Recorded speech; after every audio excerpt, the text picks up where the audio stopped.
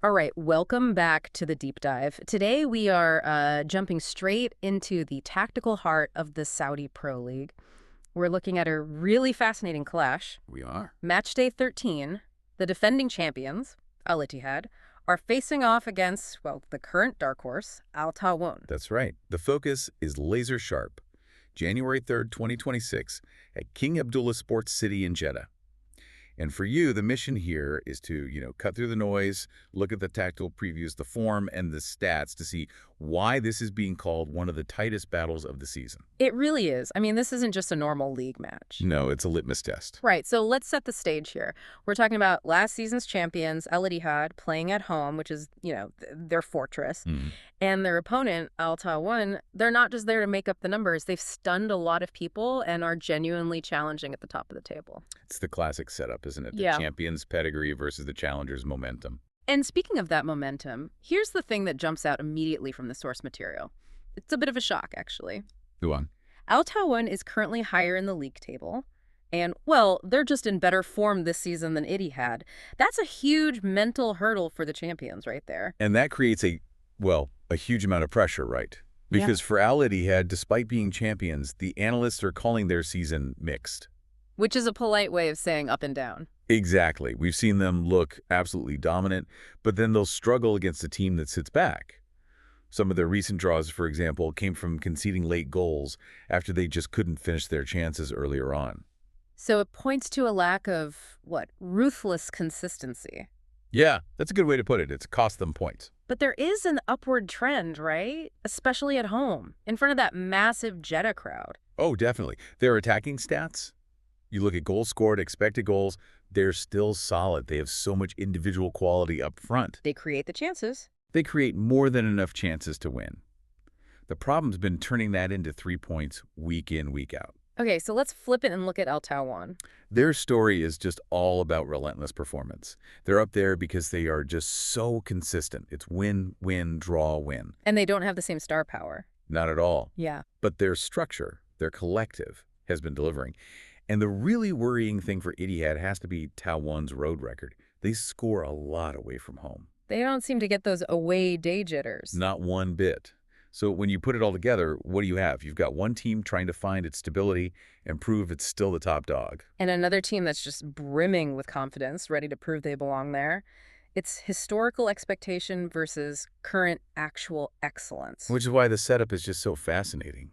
Ooh. Ittihad's fighting to prove their status is real, and Taawoun is fighting to prove their position isn't a fluke. Okay, let's talk history for a second, because in these big matches, the head-to-head record can, play a part psychologically. Sure. And traditionally, Al-Ittihad has the edge here. They've got more wins against Taawoun over the years. That has to give them some kind of mental blueprint. It's context, yes, but. Yeah. This is a big but. We have to be really careful not to lean on that too much. Why is that? The sources are very clear that the dynamic has completely changed in the last few seasons. It's been much more even. Wins for both sides, draws. It is not a one-sided rivalry anymore. So old scripts don't apply. If they go in thinking that, they'll get punished. History is just the referee here, not the star player. So let's get into the numbers, because this is where it gets really tense. You take all that, the mixed form, the road prowess, the history, and you boil it down to probabilities. Right. And surprisingly, even though Al-Taawoun is higher in the table, most of the models are slightly favoring Al-Ittihad. But hold on, that doesn't quite add up. If Taawoun is in better form, why do the models give Ittihad the edge? Are they just overvaluing the name and the home crowd? That's the million-dollar question, isn't it? Yeah. And the models aren't blind to Taawoun's form, but they are weighing 3 things pretty heavily. Okay. 1, Ittihad's overall talent pool. 2, the massive impact of that King Abdullah Sports City crowd. And 3, the sort of historical ability of champions to just turn it on when it really matters at home. So those 3 things combined just nudge them over the line. They just push Ittihad past the 50% mark. Yeah. And for you, if you want the actual numbers, it breaks down like this. Al-Ittihad has about a 52 to 53% chance to win. Okay, so a slight favorite. Very slight favorite. Al-Taawoun's win chance is sitting at 24 to 25%, which is really substantial for the away team. Right. And the draw is right there in the mix at 22 to 23%. So a Taawoun win is almost as likely as a draw, and both are very possible. Wow. So when the draw and the underdog win add up to almost 50%, yeah, this is anything but a predictable home game. Miles away from it. Okay, so the match itself is tight. What about goals? We've got two teams that love to attack. Yeah. Is this going to be a cagey defensive chess match, or are we going to see fireworks? Oh, all the signs point towards a shootout. The consensus is definitely weighted towards goals. Really?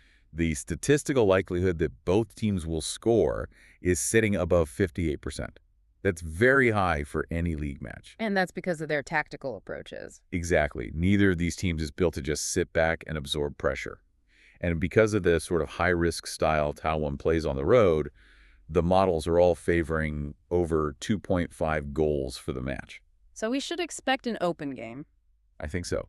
Both teams trying to get forward quickly rather than just battling for possession in the middle of the park. So we're expecting goals. Does the model give us a specific scoreline that it lands on? It does, and it perfectly captures that razor-thin edge we were talking about. The highest single probability outcome is a 2-1 win for Al-Ittihad. Exactly. That scoreline basically says Ittihad uses its home advantage and individual talent to just get that one extra crucial goal. But there's a counterpoint. And it's a critical one. While 2-1 for the home side is the most likely single outcome, a 1-1 draw is right there. It's considered highly realistic. So the margin between Ittihad winning and a draw is just one goal. That's it. And that just underscores how good and how organized Al-Taawoun are. It shows their consistency has basically neutralized Ittihad's historical dominance. Okay, that brings us to the tactical deep dive. The chess match, so to speak. Let's start with the champions, Al-Ittihad. What are their non-negotiables? For Ittihad, it's all about their big guns, right? Their attacking talent. Players like Mourinho and Abdullah, plus the quality of someone like N'Golo Kanté in midfield. They're great at creating overloads on the wings. Yeah, and their fullbacks push up high to give them service. The data backs it up. They consistently create more chances than their opponents no matter what. So their plan has to be sustained pressure, right? Go at them early. If Taawoun shows any vulnerability, Ittihad is built to pounce on it. That's the mechanism that gets you that 2-1 result. Okay. But on the other side, Taawoun isn't a team that just hopes for the best. Not at all. Their form is built on a resilient, aggressive strategy. Their assets are tied to their confidence, especially from those great road results. They'll play a structured 4-2-3-1 or 4-3-3, and it's all about quick, vertical passing. And their counterattack is key, isn't it? Because Ittihad's fullbacks push up, leaving space behind them. That's exactly what Taawoun will be targeting. They'll want to punish any defensive lapse, force an end-to-end chaotic match where individual mistakes get magnified. Where their consistency can beat Ittihad's individual brilliance. Precisely. So the real battle, the key to the whole match, it's probably going to be in the midfield. Can Ittihad's quality disrupt Taawoun's passing lanes? Or will Taawoun shut down the supply to Ittihad's star forwards? Exactly. So it really boils down to Ittihad's raw firepower versus Taawoun's incredible consistency on the road. A simple but profound conflict. So to wrap this all up for you, what's the bottom line here? The bottom line is we're expecting a tight, intense, tactical battle with goals. Almost guaranteed. The home side's pedigree and the crowd gives them that slight favorite status. But it's fragile. Very. If Ittihad isn't disciplined for the full 90 minutes, they will drop points. That 1-1 draw is highly probable. This match is going down to the wire. So whether you're a huge Saudi Pro League fan or you're just fascinated by how these predictive models combine history and form and tactics, this match is a perfect case study. It really is. It's a stellar example of how an underdog's consistency can almost completely neutralize a favorite's historical advantage. Just fascinating stuff. And that leaves us with one final thought for you to chew on. Given Al-Taawoun's stability and higher league position, what specific defensive metric does Al-Ittihad have to get right beyond just scoring goals to make sure their history holds true at home? Is it about defending set pieces or recovery speed? And on the flip side, what is it about Taawoun's consistent road form? Is it just counterattacking pace or maybe an unusually high finishing rate that is so difficult for a talent-heavy team like Ittihad to shut down?